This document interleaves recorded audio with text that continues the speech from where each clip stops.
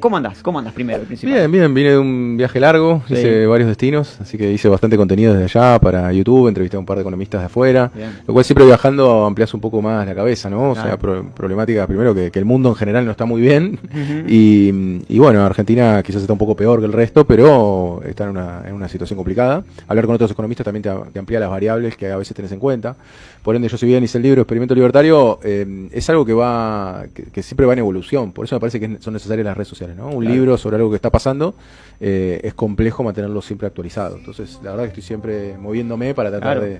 de que eso se vaya actualizando. Y bueno, de hecho, en marzo ahora estamos planificando hacer toda una gira por todas las provincias del país. para presentar el libro. Bien. Bueno, Es bien. ambicioso, vamos a ver si llego, pero... Y con tanto viaje, no sé Sí. cómo te dan los tiempos. Sí, pero quiero por lo menos, justamente, como hice tanto viaje afuera, quiero hacer viaje por acá. el tour nacional, digamos. Sí, tratar de entender la realidad de las provincias. Me voy a poner como objetivo, que espero poder lograrlo, poder entrevistar por lo menos un economista de cada provincia. Bien. Así que desde ya aprovecho también tu audiencia para si alguno conoce a algún economista interesante de cada provincia, puede escribir, Metemos. que me viene muy bien. Así que voy a estar como en esa búsqueda todo febrero y arrancar en marzo. Bueno, bien, vas a tener un año movidito, Sí, digamos. sí. Y comentame un poco, a ver, ¿cuántas falacias hay hoy en día en este gobierno libertario, en este experimento, bien que vos ensayás en el libro, libertario? No, está plagado. Prácticamente te diría que casi todo el discurso libertario, por lo menos los ejes centrales, son falaces, o sea, están construidos en base a falacias. De históricos te podría resaltar Argentina, primera potencia mundial, que nunca fue primera potencia mundial, digamos que ellos toman un PBI per cápita de una Argentina en 1895, que en realidad el PBI per cápita no te determina si es una potencia o no, porque Claro. es como que hoy te dijera que Luxemburgo o Mónaco son las primeras potencias. Sí. Y aparte de eso no era un país liberal, de hecho los impuestos a las importaciones eran 6 veces mayores a lo que están hoy en día, y tampoco había bienestar porque se vivía 33 años contra 53 de Australia, Claro. o 40 y pico de Europa. Así que bueno, arrancando esa falacia que es necesaria para construir hacia adelante, ¿no? Un poco a lo Trump a decir, bueno, volvamos a ser grandes de nuevo, con otro método claramente, no con el de Trump, muy distinto. De hecho, fíjate, ¿no? Trump dice, volvamos a ser grandes de nuevo, ¿y qué hace? Poner aranceles. Claro, exactamente. Entonces, Trata de volver a traer la industria que se le fue todo con este tema de la globalización, entonces con una China. Exacto. Hay que ver si va a poder, bueno, eso está por verse, pero lo que quiero decir es, fíjate, ¿no? El concepto parecido de volver a ser grandes de nuevo, Claro. y cómo encaran distintos caminos bien marcados. Eso es en primera instancia en lo que se sustenta el relato libertario. Después está plagado de falacias en el discurso. Y lo malo en realidad, Sí. que tiene el discurso libertario es que se va renovando, digamos. Ya ayer hice una entrevista a Milei y ya se detectan varias inconsistencias, ¿no? Esta cuestión que él hace siempre de tomar un dato trimestral o mensual y extrapolarlo. Bueno, ahora lo hizo diciendo que en realidad, como en 2023 hay una caída del PBI, él ya toma como que esa caída se iba a dar en el 2024. Claro. Cuando en realidad las series históricas en economía te dicen todo lo contrario, que vos cuando tenés un mal año, generalmente recuperás un poco por un rebote inercial, porque te estás comparando contra un año malo, que es lo que va a pasar en este año 2025. Claro. También, para que nadie se sorprenda, va a dar crecimiento económico. Ahora que eso vaya a la gente, no hay duda que no, pero va a dar un crecimiento porque el 2024 fue desastroso. Claro. Y de hecho va a dar un buen crecimiento en este primer trimestre. ¿Por qué te comparás con el trimestre del Claro. 2024? Fue un desastre. Entonces, es exactamente al revés de lo que plantea Milei. Está plagado todo el tiempo su discurso de cuestiones falaces. Y yéndote un poquito al grano, te lo pregunto porque, bueno, claramente, yo el otro día estaba contando en las historias destacadas y no sé, me quedé ya, no sé si Instagram te va a dejar meter historias destacadas de países ya, y que vos has viajado por distintos países, muy amplio la variedad de países. ¿Cómo es el tema de la distribución de la riqueza? Como te venden quizás en Irlanda, un espejito de que te quieren meter todos programadores y bueno, tiene sus pros, sus contras, todos los países me imagino que obviamente tienen sus pros y sus contras, pero principalmente cómo se distribuye el ingreso entre los que más tienen, los que menos tienen, la clase media, cómo es ese vivir en los países, digamos, de afuera, en la gran variedad que vos Sí, hay, como bien marcás, hay una gran variedad. Bueno, justo uno de los últimos países que hice fue Sudáfrica, que tiene el coeficiente de Gini, o sea, distribución del ingreso peor de todo el mundo, o sea, el más alto. El Gini mide la inequidad, más cercano a 1. Y ahí lo que nos encontramos es que en realidad explotación minera a más no poder, o sea, lo que quieren llevar acá a un RIGI, y de hecho lo hacen regímenes de incentivos, como se intenta hacer acá. ¿Y qué es lo que te contesta? Porque yo entrevisté a un también hago eso en el canal, entrevisto también liberales, y ellos lo que dicen es, bueno, en realidad la inequidad se da porque toda la minería que debiera pertenecer a los privados pertenece al Estado. Entonces te dicen, no, que acá pasa lo mismo, pertenece a las provincias, ¿no? Claro. Pero quiero decir, todo lo que está debajo del suelo está mal que sea del Claro, Estado. sea del Es Estado. como el último bastión que le queda al Estado para pelear algo, porque Sí. dan beneficios impositivos, además, de hecho han extraído toneladas y toneladas de minerales en Sudáfrica y lo siguen haciendo.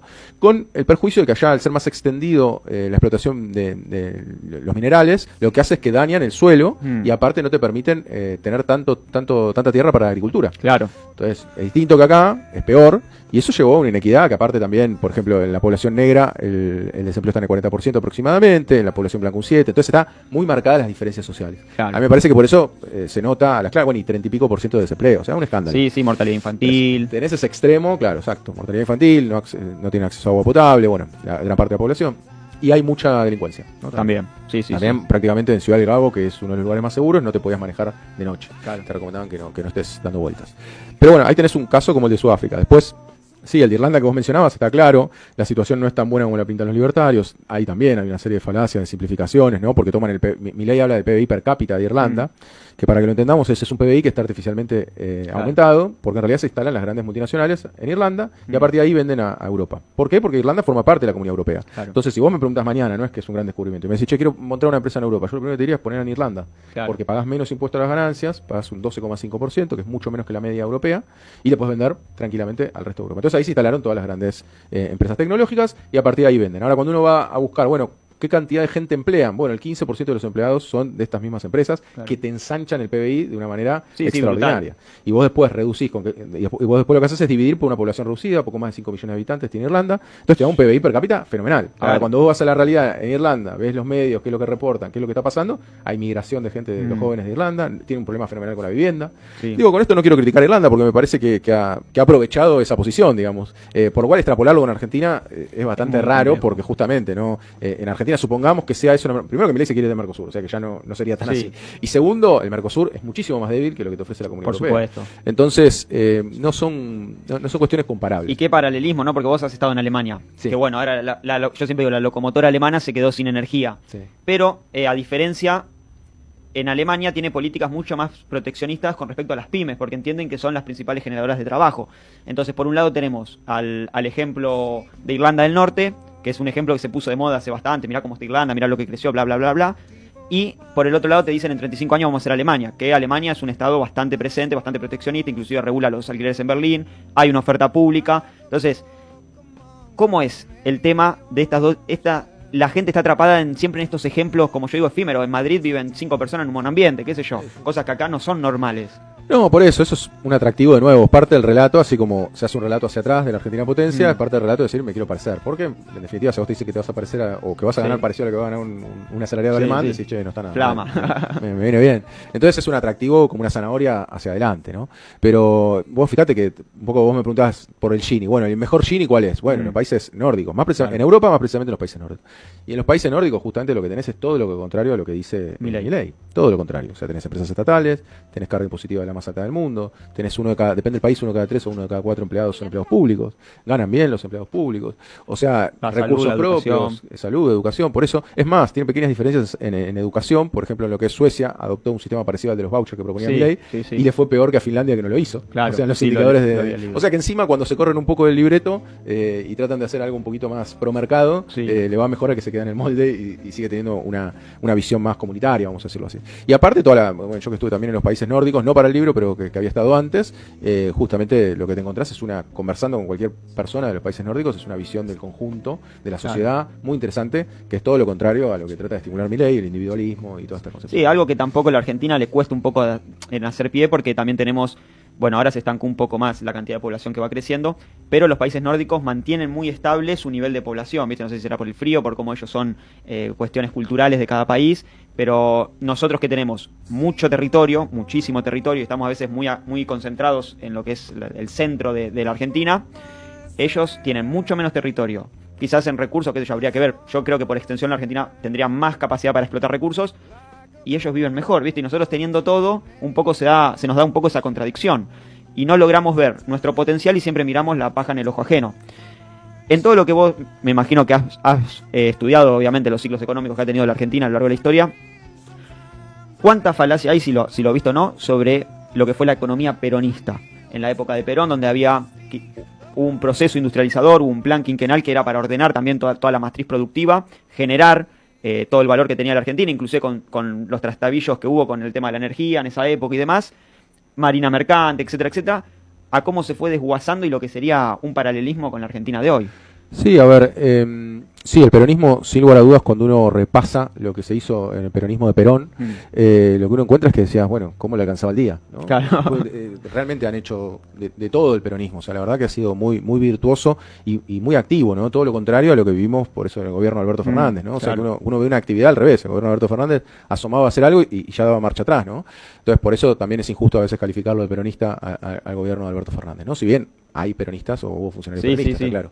Pero lo que quiero decir es, a mí me parece que no solo el peronismo ha sido tan virtuoso, que no obstante, cuando no gobernó incluso el peronismo hasta el 74, ha tenido una inercia, a mi entender, positiva. De hecho, cuando si tuviéramos que identificar un año, el cual yo diría, bueno, este año es casi perfecto, vamos a decirlo entre comillas, pues nunca en economía está la perfección, en la cual tenías prácticamente pleno empleo, tenías el salario más alto de lo que tenemos registro histórico, es en el año 1974. Claro.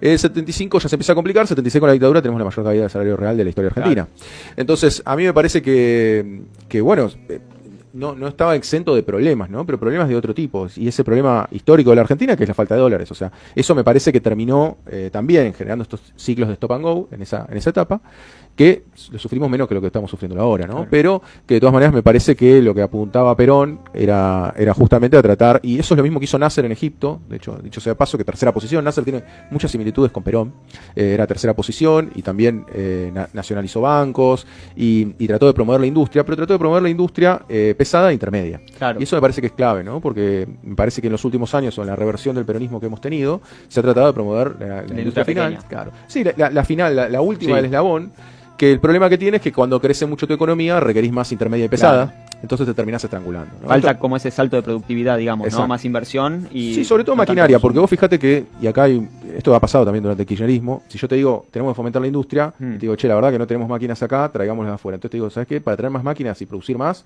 pongamos arancel cero a la importación de maquinaria. Claro. Al principio, yo te puedo decir, estoy de acuerdo. Vos decís, che, quiero impulsarla. Sí. ¿Cuál es el problema? Que cuando vos pones arancel cero en algo, y ahora lo vamos a notar con Milei, es que destruís toda posibilidad de que algún día se desarrolle. Claro. Entonces, ¿qué es lo que pasa? Lo que es pan para hoy es hambre para mañana. Entonces empezás a importar maquinaria, producís más, pero después tenés que traer más maquinaria o más bienes intermedios y te terminás estrangulando. Esto lo marcaba Diamant ya en la década del 60, o sea que estamos hablando de esto, es una problemática argentina que viene de hace rato. Y me parece que Argentina no lo ha logrado superar. No lo ha logrado superar. En realidad, ahora, lamentablemente ahora, le va a tocar quizás esa suerte a Milei, en la cual quizás la matriz energética dé positivo y le permita... hacerse con dólares. Claro, exacto. Y si tuviésemos una matriz productiva, quizás esa matriz energética compense la productiva. Pero bueno, tenemos a Milei en el gobierno y eso es una oportunidad perdida. Pero bueno, perdida en gran parte también por Alberto Fernández, que demoró tanto en hacer el gasoducto. Me parece que era una inversión muy necesaria y que se dice poco, pero que Milei está en gran parte en pie por ese gasoducto que construyó el gobierno anterior, ¿no? Claro, sí, más allá que se haya demorado, digo, pero lo construyó. Sí, se entiende. Inclusive también con el capricho de sacar a YPF, que iba a terminar acá y lo mandaron para allá y la empresa dijo que no, que lo necesita. O sea, digamos, más un capricho a veces las decisiones que se toman dentro del gobierno que pensar realmente en el futuro o en lo que necesitan los argentinos. Ahí vos decías algo muy interesante con respecto a todo lo que fue, bueno, el 74 y demás, que también había mucha participación en lo que es el producto, en el PBI de los trabajadores registrados. O sea, había una participación activa y una distribución muy activa. ¿Y qué pasa? Había mucha fábrica, mucho taller. De hecho, vos ya me imagino que has pasado a veces por la NU y demás y ves todos esos abandonos que eran todos talleres, fábricas. ¿Se puede volver a eso? ¿O estamos lejos por el nivel que ha llegado la Argentina de que ya también el aprendizaje nos cuesta, ¿viste? Está todo tan efímero. Sí, es difícil, es una buena pregunta, creo que es difícil de responder. Yo a veces digo algo antipático quizás para la visión peronista, pero bueno, es lo que francamente siento. Yo pienso que habría que hacer un análisis industria por industria para ver cuál es la brecha con el resto del mundo. Eso es lo que realmente creo. Porque si vos me dijeras, bueno, vamos por todo, ¿no? Y me decís autos eléctricos, y vos ves que ni los norteamericanos, con todo el desarrollo que tiene la tecnología, pueden estar ni cerca de los chinos que le tienen que poner un 100% de arancel. Entonces, si vos me decís, bueno, hagamos el auto eléctrico argentino, y yo te diría, igual, mira, la verdad que si tenemos que reconstruir este país, no arrancaría por ahí. ¿Por dónde arrancaría? No, arrancaría por los alimentos. Sin lugar a dudas, que es lo que está destruyendo ahora Milei, abriendo las importaciones, y incluso sacó el registro, que se comenta poco, sacó el registro de alimentos en Argentina. O sea, vos directamente ahora podés traer un producto europeo en Argentina sin necesidad de registro. O sea, que acá no se valida que sea apto para la salud. Consumo. Claro, exacto. O sea, directamente dicen, bueno, ok, está validado por la Comunidad Europea, ok, lo tomo adentro. Acá. Y entonces eso va a traer una baja posible de precios en los alimentos o una estabilización, pero lo que va a traer es más empresas que despiden, pymes alimenticias Claro. que despiden. Para mí es exactamente lo contrario el camino. Justamente, lo que te tenés que hacer muy fuerte es en alimentos. Y esto de nuevo, ya que me preguntabas los casos de afuera, el caso de Nueva Zelanda. Nueva Zelanda tiene un montón de pymes alimenticias y le va muy bien. La verdad que le va muy bien en eso. Son productos aparte súper innovadores. Yo me quedé sorprendido, me pasé paseando las góndolas de Nueva Zelanda mucho tiempo porque me pareció súper interesante. Pero bueno, ellos tienen también otra historia, división del suelo distinta, ¿no? Ellos tienen una clase media agrícola, que es algo también muy interesante. Pero más allá de eso, lo que han logrado industrializarse a nivel pyme es bastante interesante. Entonces a mí me parece que habría que arrancar con alimentos. Igual no descarto ningún sector, no es que quiero cagarlo o perjudicar a algún sector. Lo que quiero decir es, habría que medir la brecha internacional que tenemos hoy en costos sobre ciertos productos, y para mí los que tenés una brecha que hoy en día es un poco inalcanzable, quizás ahí relajar el proteccionismo y sí hacer foco en los sectores que vos te querés desarrollar. Porque el mundo un poco se está dividiendo, como planteaba David Ricardo, que no coincide demasiado en toda su teoría, pero en este punto así, o Smith, en una gran fábrica a nivel mundial, ¿no? O sea, ya hay bienes que se producen en distintos países. Bueno, ok, ¿qué va a ofrecer Argentina? Para mí está mal cuando nos dicen, bueno, ok, lo que vos tenés para ofrecer son bienes agrícolas. No, pará, yo quiero industrializar. Eso estamos de acuerdo. Ese es el paso. David Ricardo te diría, bienes agrícolas, punto. Dedicale a eso, flaco, ¿no? Porque es lo mejor que podés ofrecer y en el intercambio... Yo no digo eso. Yo lo que digo es, hay que meter el trabajo argentino, pero no en todos los rubros, porque también es cierto que cuando no te especializás, al único que le sale bien no especializarse es a China. Pero bueno, también son un montón. Claro. Lo que quiero decir es el resto del mundo, fíjate que Alemania se especializa en las maquinarias, en Italia en alimentos, que sería actualmente un competidor. Digo, todos tratan de especializarse en algunos productos, 10, 15 o los que fueran, y me parece que en eso hay que hacer foco. Con el tema de los alimentos, que es una discusión que viene siempre, o sea, no vendamos los duranos, envasemos el durano, hagamos esto, hagamos, por ejemplo, el durano, ¿no? Otros. Ahora entramos en un paradigma donde empezamos a importar limones, o sea, dejamos de... digamos, para el consumo interno, dejamos los limones tucumanos y empezamos de Egipto. Lo mismo, queremos hacer acuerdos de libre comercio con Estados Unidos y nuestra matriz productiva es muy similar en lo que producimos, inclusive en la fertilidad de la tierra. Y a raíz de lo que vos estás diciendo, de por ejemplo, en Nueva Zelanda, que había una clase del campo, digamos, clase media, y acá hay una clase del campo que es oligárquica desde hace añares y añares. Entonces, esa puede ser la traba que siempre tenemos con respecto a poder industrializar los alimentos que producimos, porque ahí hay una cuota que se nos va en el arrendamiento de los campos. Sí, hay varias trabas. Cuando uno repasa la historia argentina, en realidad lo que vos tenés es que cuando nace la burguesía argentina, cuando vos te empezás a industrializar, el problema es que ¿quiénes son los actores que forman parte de la burguesía nacional industrial? No es como en otros países que directamente fue una burguesía pujante, nueva, sino que son los mismos del campo reconvertidos. Claro. ¿No? Por ejemplo, el caso Bember, que es el que yo más estudié para mi tesis de maestría sobre la concentración y la transgenización de la industria cervecera en Argentina. Y justamente lo que ves es, bueno, alguien que vino del campo, de golpe, se lanzó la industrialización. Entonces, ¿qué pasa? Ya la matriz de pensamiento de alguien que se maneja en grandes extensiones de campo, ya podemos prever que no es lo mismo que una burguesía norteamericana, vamos a decirlo así, pujante, industrialista. Entonces ya ahí empezamos con las diferencias. Yo estoy de acuerdo, y de hecho eso es lo que hizo Nasser en Egipto, por lo cual también es odiado hoy en día por los liberales, es justamente tratar de repartir en forma más equitativa la tierra. Acá en Argentina se ha hecho en algunas provincias, se ha tratado de ir en ese sentido, es algo muy difícil, es una puja de poder también muy difícil. Sí, muy complicado. Pero sin lugar a dudas, las grandes extensiones no llevan a una mayor prosperidad, ¿no? Claro. Y esta es la muestra más grande, es lo que nos está pasando a nosotros. Pero no diría que ese es solo el problema, sino que también no tener una burguesía, vamos a decir así, más independiente, más nacionalista, también es un punto. Y toda la extranjerización que se ha dado, incluso también durante el kirchnerismo. O sea, lo que son las tasas de extranjerización se dio muy fuerte en la década del 90 y después en los 2000 también ha crecido la extranjerización. Claro. Incluso poniéndole trabas, por ejemplo, en el caso de Quilmes, que bueno, repito, fue el que yo estudié, se han puesto trabas a defensa de la competencia, pero en definitiva, a través del tiempo, al final, logró venderse a la multinacional InBev y le estamos vendiendo a una multinacional más del 80% de la venta de cervezas a nivel local. Claro. Entonces, estamos cediendo. Claro. Cede en alguna parte, una cuestión estratégica. Y, a ver, bueno, estamos ahí complicados con los terratenientes porque, bueno, la oligarquía es una disputa histórica que tiene la Argentina. Y también lo que vos decías, una burguesía que carece de nacionalismo. Porque es una burguesía muy cipaya la que tenemos acá, donde prefieren, por ejemplo, vos dirás, bueno, capaz que ofrecen otra cosa, pero prefieren montar una fábrica en Estados Unidos, como es el caso de Techin, que una fábrica en Argentina. Y cuando queremos utilizar la energía, que sería la energía y la comida, para mí son dos factores muy importantes que tiene la Argentina para bajar costos, los aumentamos y hacemos contratos en dólares y seguimos atando esta cuestión al final del giro de dividendo, de esto que nos va secando la plaza de divisas.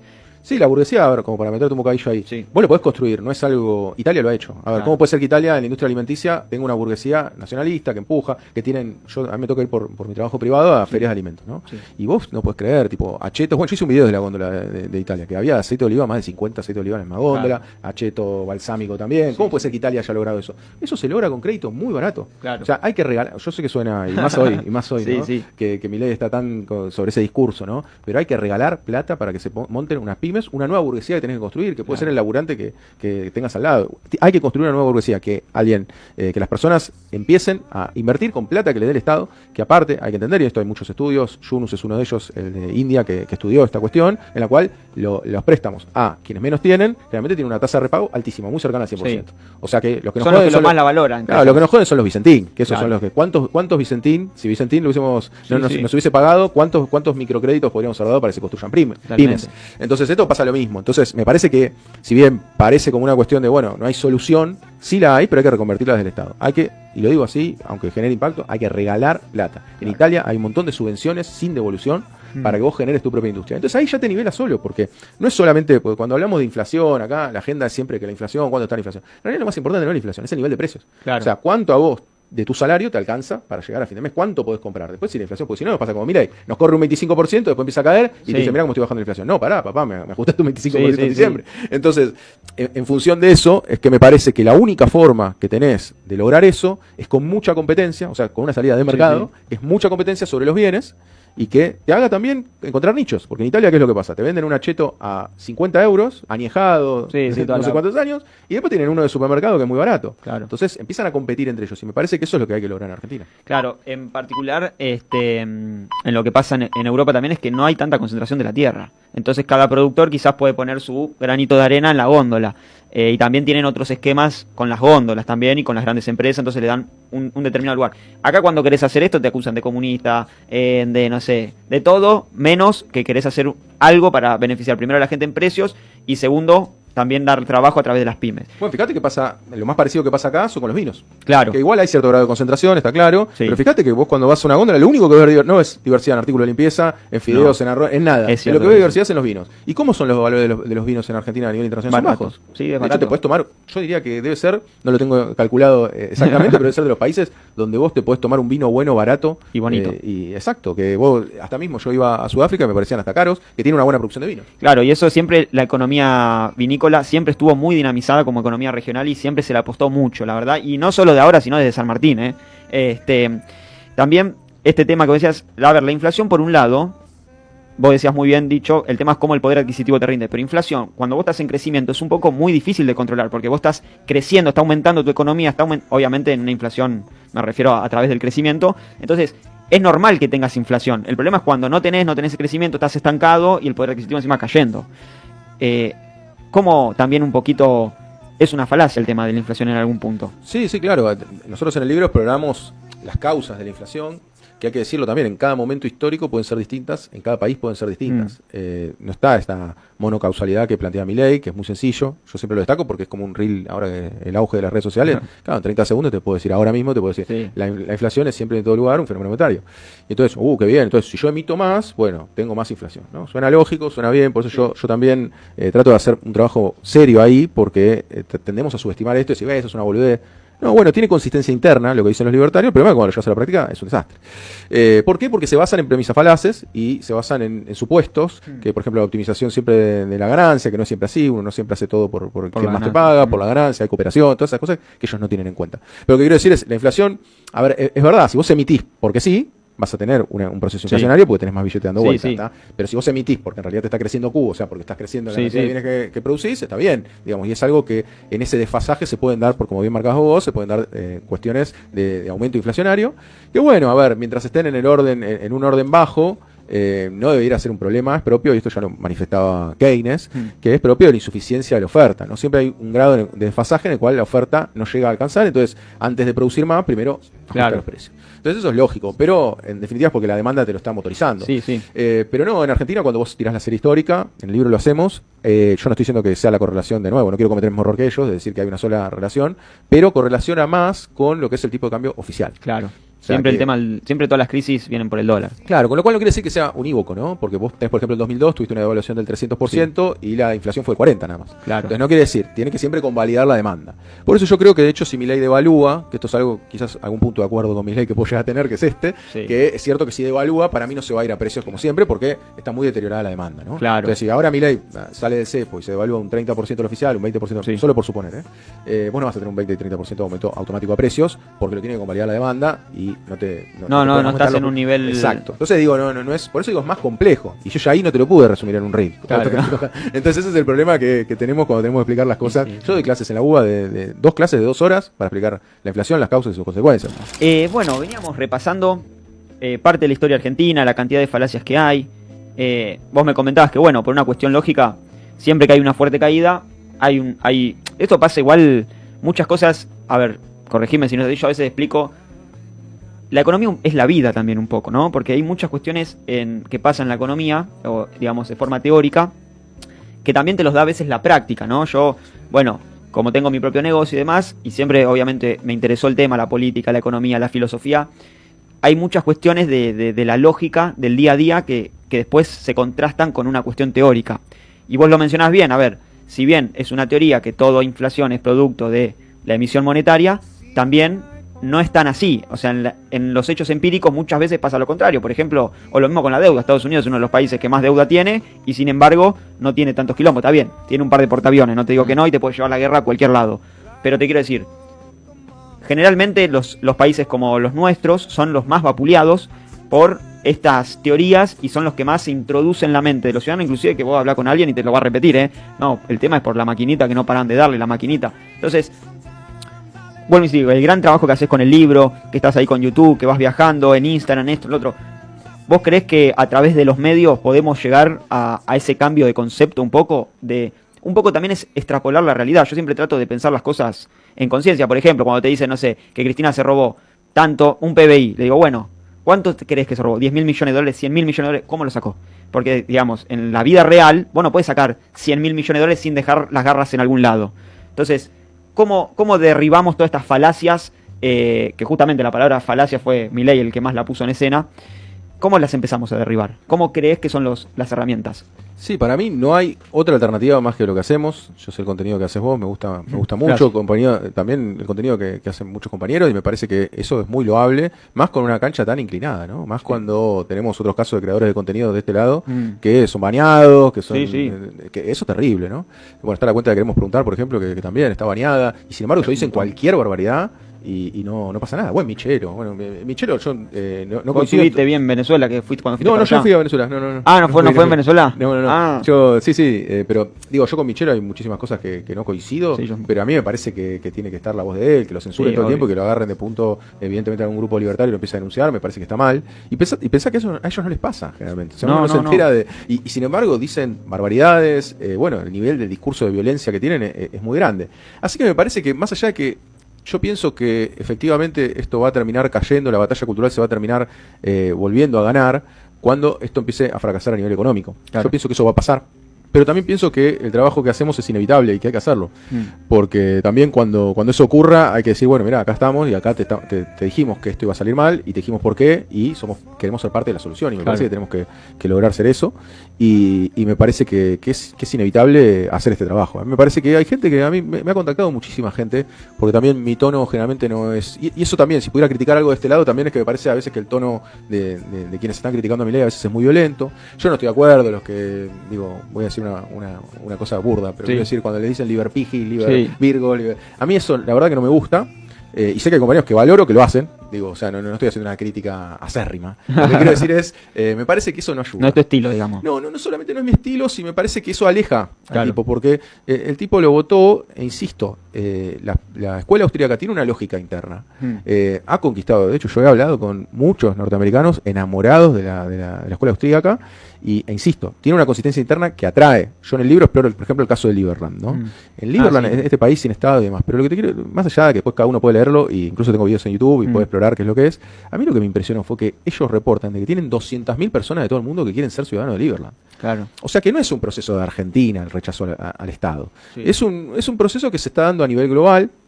Y no hay que pensar que son todos tarados, porque entonces nunca los vas a traer. Claro. Lo que hay que mostrarles es a través de la misma lógica que ellos emplean, decir, mira, ni siquiera con la lógica de mercado se da lo que vos me estás planteando, ¿no? Claro. Esto que dice Milei, bueno, ok, los monopolios no son malos, son convenientes, es un disparate, es un disparate. Y justamente lo percibe cada uno cuando le viene, por ejemplo, la clase media, cuando le viene la obra social. Claro. Decís, che, es un cartel. Ah, ¿viste? Bueno, entonces la libre competencia no te soluciona nada. Claro. O sea, ojo. Por eso yo creo que estas sirenas, que este canto de sirena que se sintió con Milei, Sí. hay que hacer entender sin hacerte sentir un tarado, porque si yo te digo todo el tiempo que sos un tarado, vas a tener mayor resistencia a tratar de seguir diciendo, no, mirá, no me equivoqué, lo que estaba antes era... Sí, se reafirma la propia persona. Claro, entonces lo que tenés que tratar de hacer es hablarle a la gente con la lógica, porque si no nunca más vas a volver a ganar una elección, porque si mañana es la elección y suponete que Milei la choque de acá Sí. se la ponga ahora, se le devalúe un 100%, pongo un disparate, ¿no? Sí, un desastre. Y un pasa. desastre.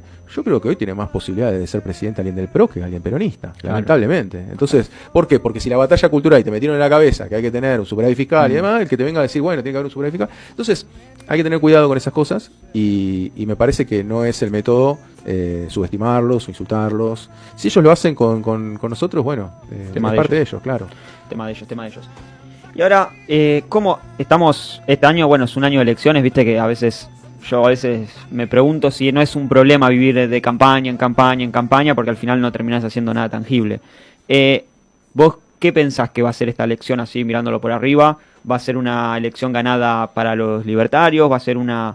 Porque todavía bien vos decís, el peronismo en sí, yo estoy con principios y valores, pero en general la potencia electoral no está organizada en una idea bien concreta de decir, bueno, vamos a hacer gobierno, vamos a hacer esto, no vamos a abrir. Yo estoy en contra de, cuando vi que Alberto Fernández ponía 22 ministerios, dije, no es por ahí, Rey, no es por ahí. O sea, yo tengo, para mí, son 8 ministerios, 9, 7, anda por ahí el número, y bien concentrados en cuanto a después las políticas que articulás en cada ministerio. Al fin y al cabo, eso es lo importante.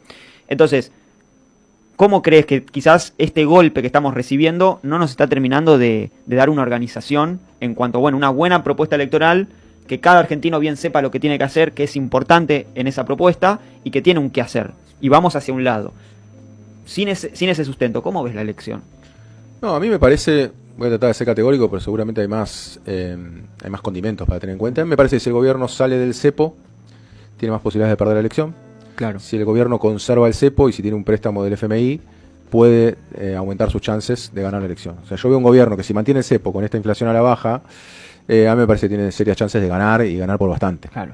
Pero bueno, también hay que acordarse que también hay senadores, ¿no? Hay que ver ahí cómo sale, por ejemplo, en Capital Federal. Bueno, ¿qué pasa? Sí. Primer y segundo puesto, Libertarios y el PRO. Bueno, un golpe duro. Claro. O sea, por lo menos ahí, obteniendo un segundo puesto el peronismo, puede llegar a ser un poco más interesante. Digo, perdería una bancada, solamente por poner un ejemplo. Sí. Pero entonces, también hay que tener en cuenta que renueva una elección muy buena del PRO.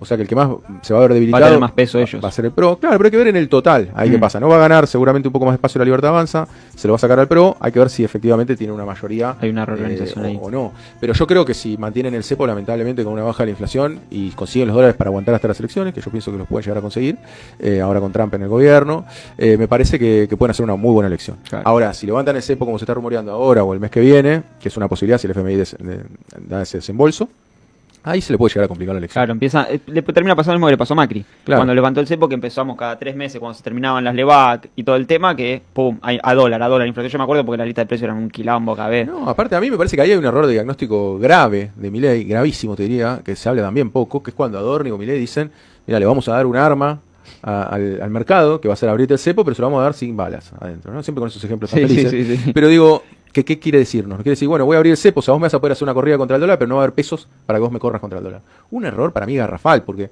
las acciones en Argentina, solamente por poner un ejemplo, subieron entre 3-4 veces en el último tiempo. Sí. Cualquiera que se desarme de acciones argentinas y vaya contra el dólar, ya el dólar se te disparó. Claro. Ni siquiera tiene que ver la emisión, que sigue existiendo, pero más allá de eso, te saco el desarme. Emisión, claro, el desarme que vos podés hacer, ya levantás el dólar, o sea que es un error de diagnóstico garrafal. Recordemos que Macri la chocó con 40 y pico de mil de millones del FMI, por lo cual estos 11, 10, 15 que dé el fondo no van a ser suficientes en el mediano y largo plazo, y esto va a terminar mal. Claro. Eso es lo que sabemos. Hay una pregunta que me decías. Dice, si baja la inflación y se devalúan, no se va a trasladar a los precios. Entonces, ¿por qué los precios siguen aumentando? Sí, yo creo que no se van a trasladar en la misma cuantía. Obviamente, si vos tenés bienes importados, eso te va a aumentar. Claro. Porque de ahí depende el dólar. Así que sí, los precios siguen aumentando, eso es totalmente cierto, pero tenemos que reconocer que si uno compara con la dinámica de diciembre del 2023, están más apaciguados. En la góndola de los supermercados se nota eso.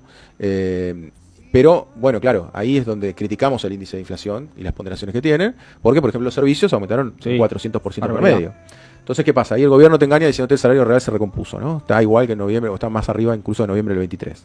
Y vos ahí lo que le tenés que decir es, sí, ¿sobre qué canasta? Sobre una canasta que está subestimando los servicios y subestima, por ejemplo, el transporte. El transporte pondera menos del 6%, cuando todos sabemos cuando vamos a laburar. Es un factor importante. Yo no te voy a decir que pongas 50% como pasa con un salario, pero por lo menos arriba del 10 tiene que estar.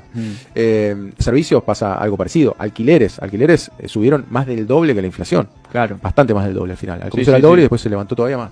Entonces, ahí hay un problema de ponderación. Por eso es que cuando nos dicen, mirá, el salario real ya es más alto que en noviembre del 23, el salario privado, dicen ellos, uno dice, che, me hace ruido, porque no me alcanza la guita lo mismo que hasta noviembre del 23. Justo eso es lo que te iba a decir, a ver, lo más sencillo, mira tu salario, mira si ahora puedes ahorrar, si no puedes ahorrar, ahí tenés la verdadera sí, cuánta carne, cuánta leche puedes comprar, más que si te dicen, bueno, un 5, está bien, pero si ahora no te sobra un mango porque lo gastas todo en energía, transporte, el cable, la prepaga, y bueno, no sé qué tan real es ese 5. Exacto.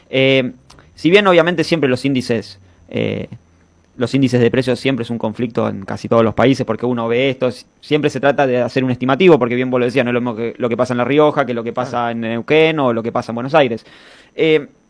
Ahora, ¿hay alguna otra pregunta? No, te Listo. Hay uno que me había puesto y me dijo, así textual, yo no maten al mensajero. No. Me dijo, ¿por qué siempre trata de, digamos, como poner ejemplo, sistema o países empobrecedores? No sé a qué país en particular se quiere referir, pero me dice, yo se lo comento en todos los videos de YouTube y qué sé yo. ¿Por qué crees? No sé qué ejemplo de país. A ver, yo cuando... Bueno, quizás a propósito que vos dijiste de lo de principios y valores, quizás te pueda dar un contrapunto con eso, con discrepancia en general con Moreno, que va en sentido con esto que quizás él me quiere decir. Es que a mí me parece que el peronismo fue muy virtuoso en Argentina, pero no coincido con esa cuestión de hay que exportar el peronismo al mundo. Claro. ¿Por qué? Porque en los países nórdicos ha funcionado muy bien la socialdemocracia. Entonces, pero sí es cierto que en Argentina ha funcionado el peronismo. Yo con esa parte no coincido con lo que plantea Moreno. Y quizá también con una visión a veces de blanco y negro, muy dicotómica de la economía. Yo suelo pensar más en los grises, ¿no? Claro. Pero bueno, más allá de esa cuestión, cuando él dice pongo ejemplo de países empobrecidos, yo no sé, yo la verdad, a mí lo de Singapur, que lo pone ejemplo Milei, me parece un ejemplo válido. A mí hay muchas cosas que me gustan de Singapur. Pero bueno, es una presencia del Estado muy alta alta en Singapur. No me gusta por el mismo motivo que dice... Claro. No me gusta por el mismo motivo que dice Milei, que es el país número uno. No, pero a mí me parece que hizo una expropiación, hizo Singapur, el Estado, una expropiación masiva de tierras. Esa expropiación masiva de tierras lograron que se construyan propiedades arriba de esa tierra que sigue siendo estatal y te la venden, entre comillas, por 99 años. Claro. Entonces vos tenés tu casa propia y llegaron a un 90% de la población con casa propia. Por eso yo cuando digo, bueno, peronismo para intergaláctico, ¿viste? Vos decís, bueno, pará, ¿qué le vas a aplicar a Singapur? 90% de la población con casa propia. No, aparte que eso un poco va con la dicotomía en el sentido de decir, yo te digo, cada pueblo sabe bien lo que necesita y qué es lo que le funciona. A veces capaz porque es lo mismo de teorías que han querido aplicar acá y no han funcionado por cómo es el argentino en sí. Viste que siempre dicen, no, hay que aplicar lo que hace Chile, lo que hace Paraguay. Bueno, vos fíjate cómo están. Vos has ido a esos países, yo he ido a Chile y está bien. Esto vive muy bien, vos vas a cierto lado de Chile y bien fantástico. Después agarrás esos montes y ves todo un basural. Chile es una desigualdad fenomenal, también una concentración. El Gini también le da mal.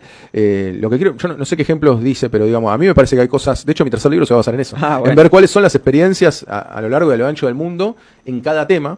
Todavía lo estoy armando un poco en la cabeza, así que lo comento mientras lo voy armando en la cabeza. Y ver, por ejemplo, plan de vivienda, tomar el plan de vivienda de Singapur, el de Viena, que es un poco, fíjate que construyen viviendas el Estado y lo ponen a alquilar. O sea, ahí no tenés la vivienda propia, pero tenés el alquiler muchísimo más bajo que en el resto de las capitales de Europa. Entonces, ¿qué pasa? Hay un sector privado que pone el alquiler, pero el precio va a la baja. Claro. Porque justamente le hace precio sombra el Estado. O sea, le hace competencia al Estado. Sí. Y eso hace que las viviendas en alquiler en Viena... Entonces, uno podría tomar el modelo Bienes, no me parece mal, o el modelo de Singapur, que llega al 90% de la población. Para mí esos son los dos grandes modelos de éxito en términos de tema de vivienda. Entonces, bueno, después, agarraremos otro tema, transporte. Hay poco que se sabe. Acá en Argentina pagábamos, ¿cuánto? 60 pesos el bondi cuando se fue Massa. Hay países como Luxemburgo o Estonia que tienen transporte gratuito. Y vos decís, si el transporte, ¿quién lo toma? Lo toma el laburante. ¿Cuándo viste un presidente de la multinacional tomando un transporte público? Nunca. Entonces, si vos pones el transporte gratuito, ¿cuál es el problema? ¿Cuál es el costo fiscal? ¿Cómo lo podemos pagar? Porque capaz que justamente te movés, no tenés que andar controlando quién paga, quién no paga, te movés libremente. Urbano, no queremos que se vayan a... por sí, habría que pensarlo, no sé. Pero justamente en esto que vos decías del transporte, yo una conversación que tuve con el Pollo Sobrero, él me decía, mira, yo tengo una propuesta presentada para hacer que el tren salga a cero, nacionalizando el transporte de cargas. No. Entonces él dice, todo eso está dado, digamos, concesionado a Techin básicamente, y a otras empresas más multinacionales que lo utilizan como un flete propio. Si nosotros podríamos nacionalizar el transporte de cargas, con lo que ganamos ahí, el transporte en tren te sale cero. No. Tenés el mantenimiento, todo. Me explicaba que, por ejemplo, en cada descarrilo que se hace, el Estado tiene que poner 30 millones de pesos para encarrilar. Y la inversión para arreglarlo y que no se descarrilen es de 120, ¿viste? Pero no la hace. Entonces me dice, le dan, atan todo con alambres y bueno, total se les vence la concesión, vuelve al Estado, el Estado la vuelve a concesionar y termina siendo un círculo totalmente de vuelta, interesante, digamos. no sabía, me parece interesante eso. Y sí, abordarlo también con todo transporte, con el colectivo, lo mismo, lo que está pasando. Te digo yo, a ver, lo que trato siempre es, está bien, el Pollo Sobrero es trosco, qué sé yo, Sí. pero eso no quita que no sea Claro. algo importante o alguna idea interesante, porque al fin y al cabo lo importante es pensar Sí, las mejores en ideas. el país y en las mejores ideas indistintamente.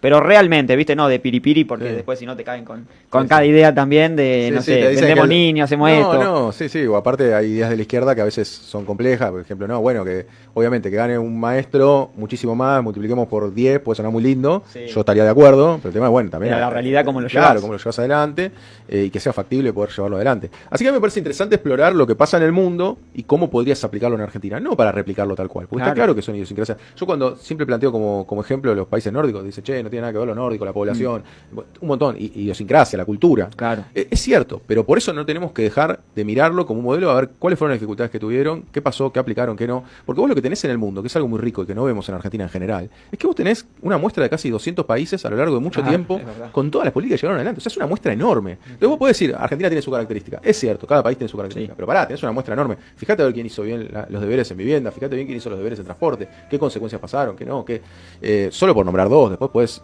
Sí, nombrar muchísimo. tomarlo y darle nuestro toque criollo, Claro, básicamente. ¿Querés mandarle un saludo a alguien? Se nos volverá ahora. ¿Viste? Te digo, mirá, Ya. se voló. ¿Querés mandar un saludo a alguien? Yo mientras tanto muestro. No, desde ya los invito en redes sociales que me puedan seguir, Guido Agostinelli, Economías y Falacias.